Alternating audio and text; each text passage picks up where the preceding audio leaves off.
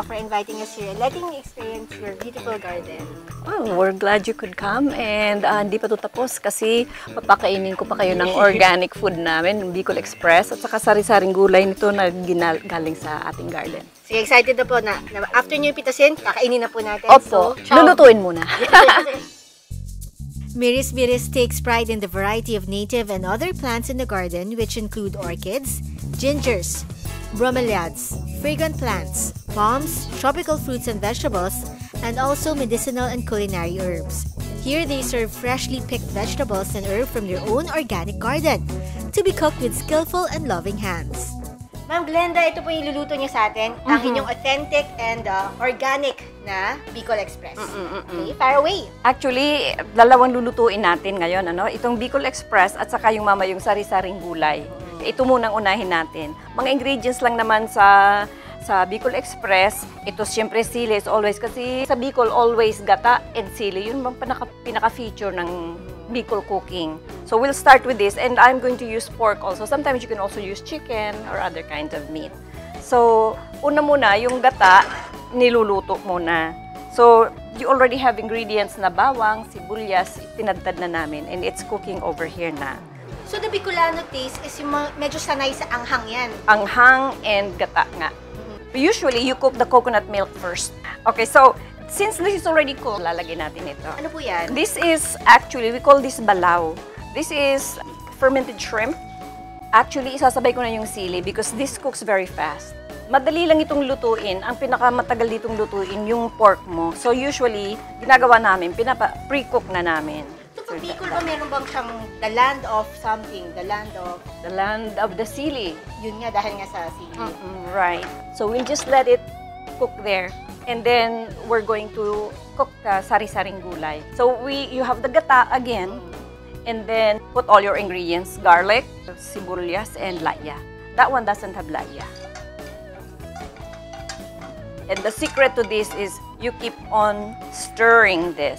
So I noticed that all of your vegetables are certified organic. And why is it important na no pesticides and no chemicals? Most of the time, yung mga chemicals na mga inorganic, na hindi organic, nag-accumulate sa katawan.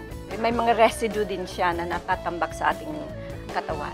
And also, ma'am, I read somewhere kasi na yung mga gulay na yan, mas okay if you get it and take it from your garden and then luto agad para yung nutrients nandun agad na naka-absorb agad ng body mo. Kasi when it transfers from like garden to supermarket to your medyo matagal yung process. It smells so good. Na-smell mo na? Oo, naamoy ko siyempre yung gata, diba? Tapos may onion. Now I'm going to add this. This is a little bit of, again, the shrimp. Okay. Maybe just a little para it might be very salty. So I do not add salt anymore when I use that. Kasi yun na yung pinaka-salt. Okay. So ito, nagkukumukulo na. Pwede na nating ilagay yung ating lahat po. Squash muna. Squash. Dahil the squash, because this is the hardest to okay. cook. So when you put this talong, I do not stir it para hindi ma-alter yung kanyang cellulose.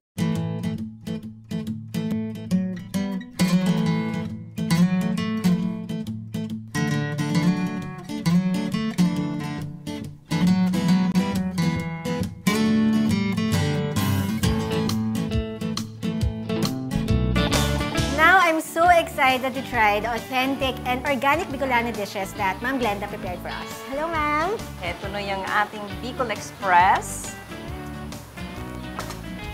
At saka ito yung Bicol Medley, sari-saring gulay. Let's see, At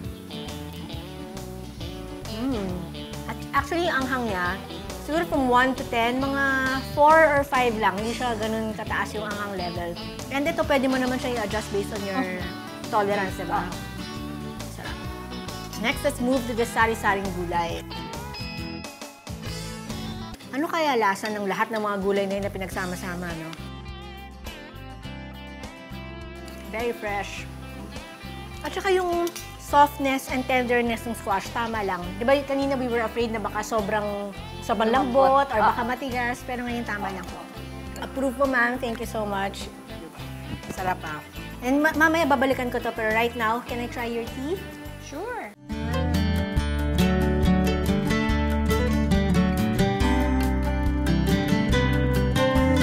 Siyempre, talagang, when it's hot tea, you really feel yung hagod niya sa throat mo eh. Talagang very calming. And yung warmth nandoon sa throat.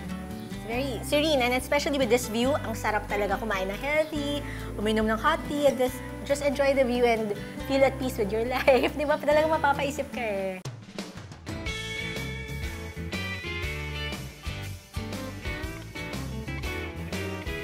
Well, I really had a wonderful and relaxing time here at Mirisbiris. So for all the nature lovers out there, and for all the health-conscious people who want to live life on the countryside, this is the place to be. Definitely a must-try. So more of Bicol to come when we return. Let's go, Willard! Tara!